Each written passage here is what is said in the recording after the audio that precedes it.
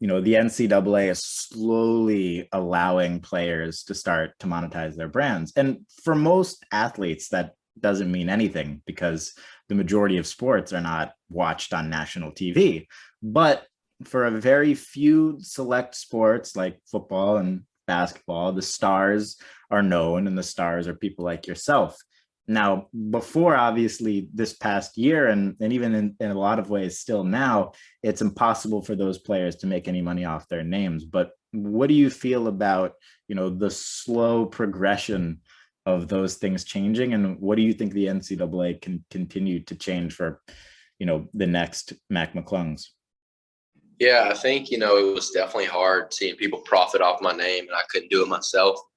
I always felt like even my recruiting pitch, like my freshman year and sophomore, like every time I was going somewhere, it was like, yeah, they're about to change this role, but it never really happened. And, I think with the way the G League's going and everything, I think, times will have to change soon. And, I think players should make money off their name. It's their name. So, hopefully that happens soon.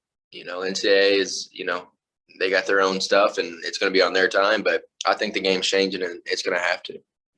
And I think too, the big thing that I don't understand is when you incentivize the players to want to come play and make money, make more money in the NCAA than you would in the G League or in Australia, like LaMelo Ball did, then they're all going to come play there.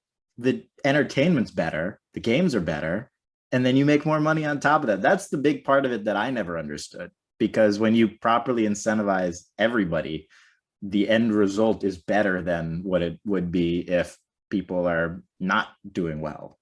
So that was always the part of it that I never understood. And that's why professional sports are so great. It's because everybody is, properly in, NBA, NFL, NHL, MLB, the major core four sports, people are paid well in correspondence to, what they're providing for the team. I think the split between NBA players getting paid and what the owners are making is the players get about 45% of the team's overall revenue. And that's a really healthy number that I think should be the same in college basketball.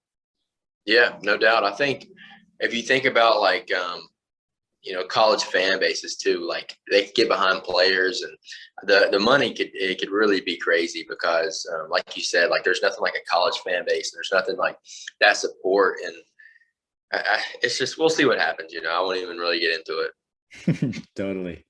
Now playing at college, being a star of a college basketball team, this is something that I was never.